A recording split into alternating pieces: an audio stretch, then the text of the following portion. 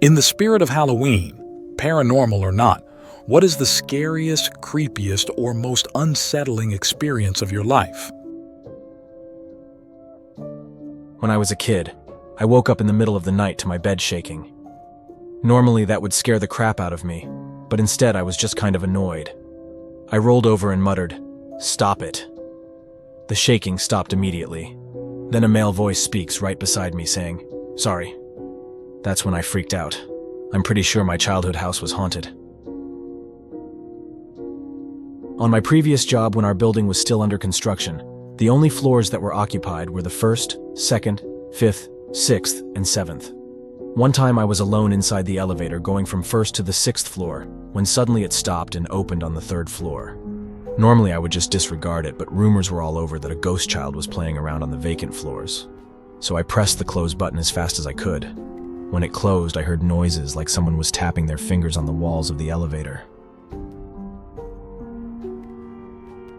15 years old. I had just got home from work, so I went to my bedroom to change out of my work clothes and get ready for bed.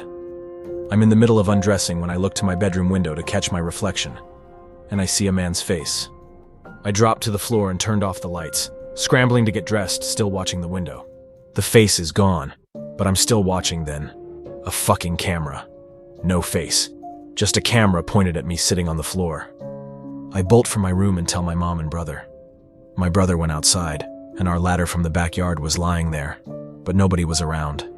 Couldn't sleep for a year after that. Just stared at that window. Haven't thought about that in years. One time when I was in middle school, I fell asleep on the couch in our living room.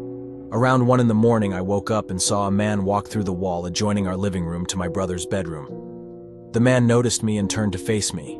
He had half of his face missing, as if he had been dragged along the highway.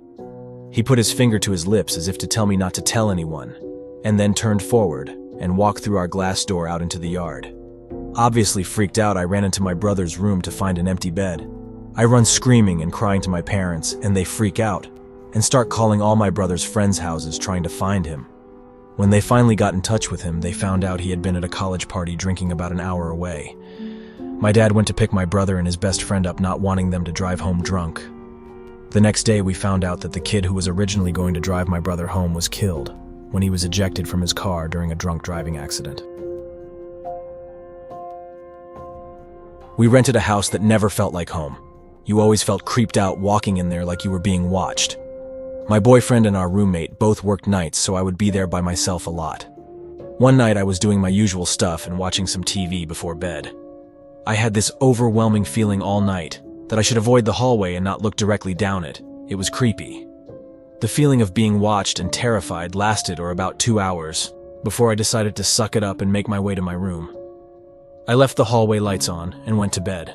Just as I turned of the side table light, I heard a drawer being pulled out and hitting the stopper. I turned on the light and nothing was out of place. This went on about 6 times before I decided I was sleeping with the light on. I curled up under the covers and waited for the boyfriend to get home.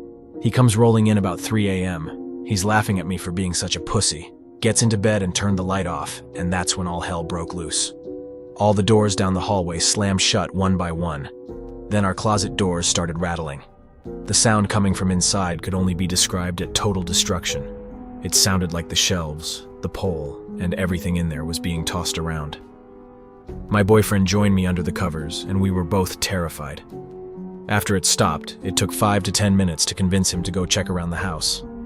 Nothing was out of place, and our roommate had drove 3 hours back home that night to be with his family, so we knew it wasn't him. We slept with the light on the rest of the night and moved out soon after. I still can't drive by that house without being creeped out.